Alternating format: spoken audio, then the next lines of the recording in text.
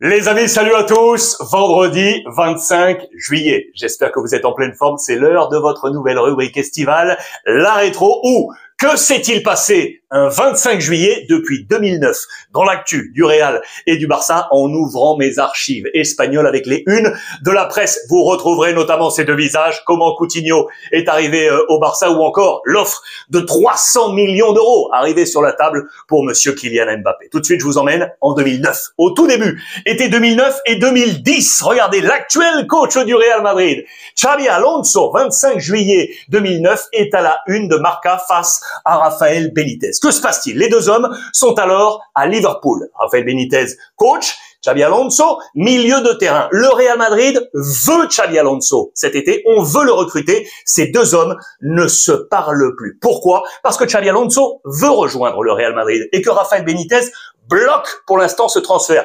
Le joueur ne comprend pas car l'été précédent, été 2008, Rafael Benitez voulait envoyer Xabi Alonso à la Juventus de Turin pour une vingtaine de millions d'euros. Un an a passé et là la somme est à 35 millions d'euros. Une somme jugée comme bloquante à ce moment-là pour rejoindre le Real Madrid. Xabi Alonso ne comprend pas, il est en guerre, bras de fer avec Rafael Benitez. In fine, il rejoindra bien le Real Madrid pour en être le milieu de terrain. Et aujourd'hui, vous le savez, le coach du Real. L'été suivant, 2010, 25 juillet, je vous le rappelle, Raúl, le capitaine emblématique, a dit bye-bye. Il est parti et à ce moment-là, José Mourinho, cherche un tank pour le remplacer. Entre guillemets, on ne remplace pas Raúl, mais il cherche un numéro 9 puissant, physique. Trois hommes sont là, deux de Bundesliga, monsieur Mario Gomez et Hugo Almeida, et Amauri de la Juventus de Turin. Aucun des trois ne rejoindra le Real Madrid, qui dans le même temps voyait le départ également de Guti, qui faisait ses adieux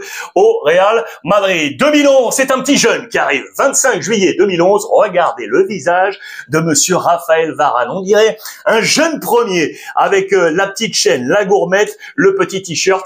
Il est magnifique. Il rejoint le Real Madrid en provenance du Racing Club de Lens. Vous le savez, une des volontés notamment vues, perçues par Zinedine Zidane. Le Real est là pour la tournée estivale. Match face à Philadelphie. Victoire 2-1 avec les nouveaux qui dirigent. Mandan, il est là, Raphaël Varane.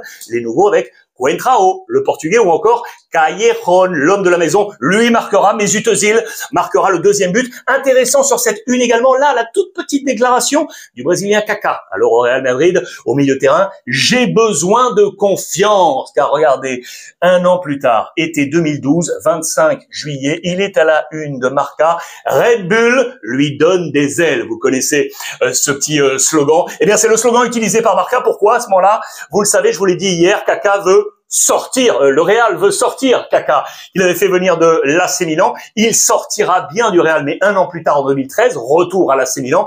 À ce moment-là, on estime que la MLS peut être une surface et une destination, mais il baisserait ses émoluments de moitié. Il dit non, il ne prendra pas la direction des Red Bull de New York et restera à ce moment-là au Real Madrid.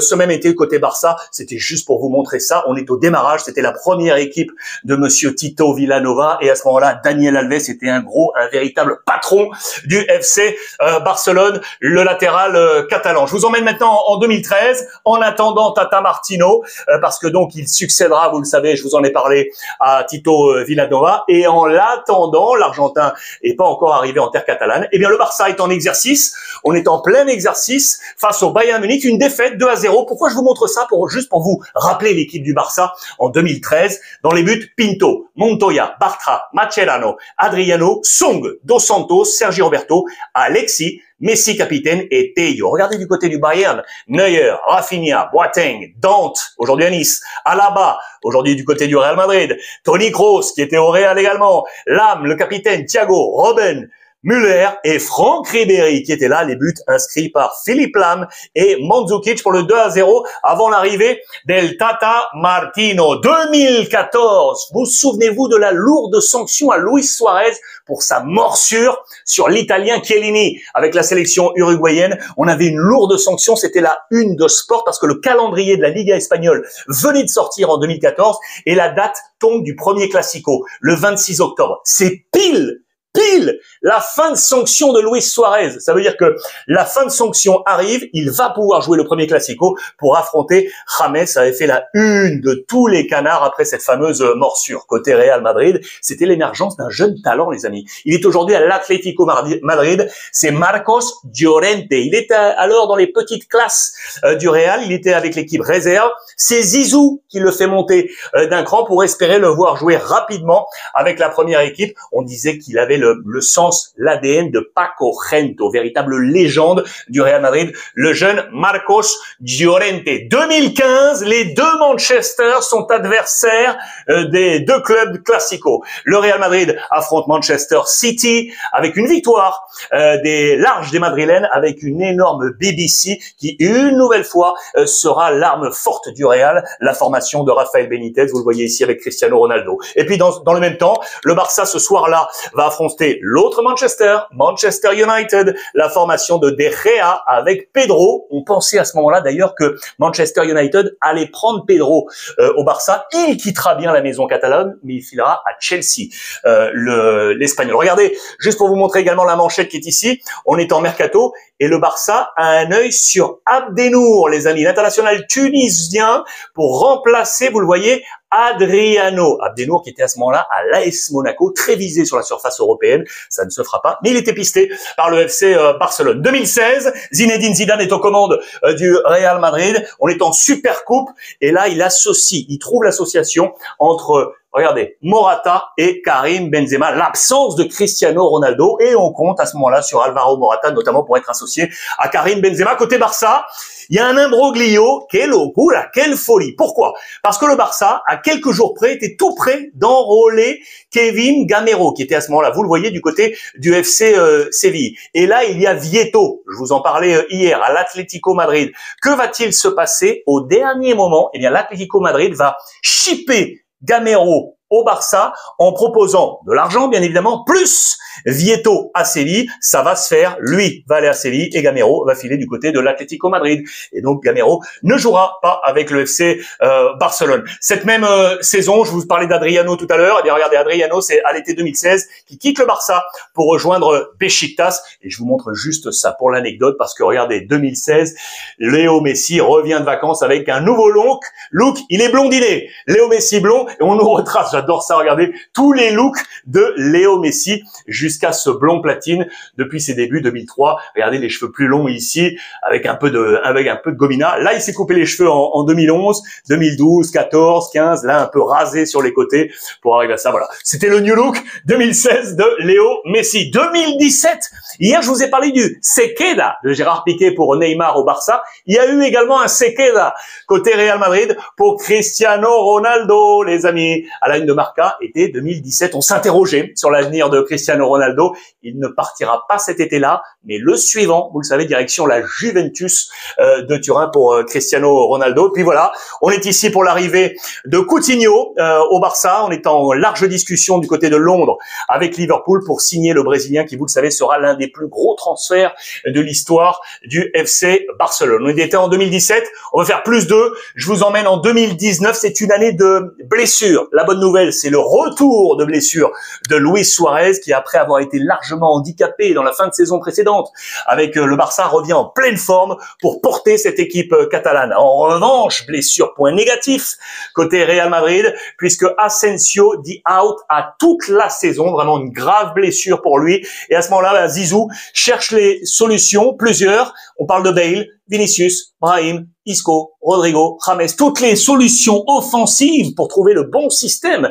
d'attaque côté Real Madrid, la grave blessure d'Asensio. 2020, opération 180 millions. Florentino Pérez veut ramener de l'argent avec ce qu'il a encore comme effectif pour capitaliser. Regardez, ce sont ces deux hommes, Gareth Bale et James. Objectif, vente pour 180 millions d'euros. La priorité est là, vendre ces hommes. On pensait notamment à Jovic également et à James, donc qui ont du marché. Et à ce moment-là, déjà vendu, Javi Sanchez et Achraf, les amis, qui sera vendu à l'Inter Milan avant de rejoindre le Paris Saint-Germain. Ça, cet été-là, opération 180 millions d'euros. Du côté du Barça, regardez, on est en pleine opération rénovation, les contrats, tous les jeunes joueurs du Barça qu'on allait chercher à prolonger avec Ansu Fati, qui à ce moment-là, à 17 ans, souvenez-vous, était la future pépite, avancée, annoncée. Du côté du FC Barcelone, Pedri, 17 ans, Riqui Puig, Trincao, Araujo, qui avait alors 21 ans, Alex Collado, Alenia, Dembélé, 23 ans, De Jong, ou encore Clément Lenglet, c'était l'opération rajeunissement et prolongation de contrat. Mais dans le même temps, bien évidemment, les papas sont là ce même été pour nous rappeler que la colonne vertébrale du Barça, elle ne bouge pas, les trentenaires, avec Gérard Piqué, 33 ans, Jordi Alba, 31 ans, Busquets, 32 ans, Rakitic, 32 ans, Luis Suarez, 33 ans et Léo Messi, 33 ans. Les classiques sont là pour tenir la jeunesse en 2020 du FC Barcelone. 2 ans après, 2022, les amis, je vous montre ça, très intéressant. Cristiano Ronaldo, est-ce que vous vous en souvenez? C'est juste là, petit. Il est à Manchester United. Et à ce moment-là, on se dit que l'Atlético Madrid pourrait tenter un coup pour aller le chercher. On nous présente, Marca, les 10 clés du transfert, peut-être, de Cristiano Ronaldo à l'Atlético Madrid. Ça semblait tellement dingue, ça ne se fera pas, bien évidemment. Premier classico de la saison, on est en tournée américaine et ça s'affronte, vous le voyez, entre le Real et le Barça. C'est le Barça qui va s'imposer 1-0 avec un superbe Rafinha élu homme du match, Rafinhasso, buteur dans cette rencontre. Et c'était les grands débuts de Rudiger, également avec le Real Madrid, qui avait commencé en latéral gauche du côté du Real, et on le voyait déjà comme un leader. Marca ne vient pas sur la défaite du Real Madrid, logiquement la presse catalane sur la victoire du Barça. Rudiger, regardez l'affrontement avec Araujo, on a là de la matière de leader. Il est toujours là, Rudiger, du côté du Real Madrid. 2023 maintenant, avec donc cette offre de 300 millions sur la table pour Kylian Mbappé. Vous savez, le Paris Saint-Germain a annoncé, ça y est, qu'il était en possible vente. On ne veut pas l'envoyer au Real Madrid, donc on estime qu'on peut les chercher sur le marché quelque chose, donc on le met en vente puisque Kylian a dit au Paris Saint-Germain qu'il n'allait pas prolonger, et à ce moment-là, eh bien, Al Hilal aurait proposé 300 millions d'euros sur la table du Paris Saint-Germain, qui dit OK pour que le club puisse discuter avec Kylian Mbappé. L'opération ne se fera pas. Kylian restera avant de rejoindre l'année suivante le Real Madrid. Et puis, vous le voyez, au Barça, c'était l'arrivée de Gundogan avec un large entretien dans les colonnes de Sport où il nous rappelle l'un de ses souvenirs majeurs du Barça. C'était les applaudissements à Santiago Bernabéu avec la prestation XXL. Souvenez-vous de Ronaldinho, numéro 10 du Barça. Il avait fait se lever les foules et supporters madrilènes. Gundogan rejoint le FC Barcelone. Et enfin, dernière année, l'année passée, 2024, pour vous montrer ça, les malheurs, les débuts des grands malheurs d'Ansu Fati, lui, l'éternelle promesse du Barça, KO, avec une grosse blessure qui manquait la tournée américaine. Le Barça, s'interrogeait bien évidemment pour lui trouver déjà une porte de sortie, vous le savez, ça a été trouvé cette saison direction l'AS Monaco. Et puis je voulais juste finir par là, ça n'a rien à voir avec le Real et le Barça. Regardez, on était en plein Jeux Olympiques et c'était le Maroc qui battait l'Argentine 2-1. C'est juste histoire de me permettre de vous saluer, vous et notamment tous les copains du continent africain, depuis le nord avec le Maroc jusque tout au sud, avec toute la frange là de l'Afrique subsaharienne, avec les copains du Mali, du Cameroun, du Sénégal, de la Côte d'Ivoire qui sont là. Bonjour et merci à vous tous, les amis, de m'accompagner comme ça avec énormément de force, comme chaque jour. Voilà pour cette rétro de ce 25 juillet 2025. Voilà, j'espère que ça vous a plu. Envoyez-moi tous vos commentaires, je les lire avec énormément de gourmandise. Passez une bonne soirée, on se retrouvera demain, bien évidemment, pour d'autres aventures avec la rétro et la revue de presse internationale spéciale Mercato. Je vous embrasse et profitez des vôtres, les amis.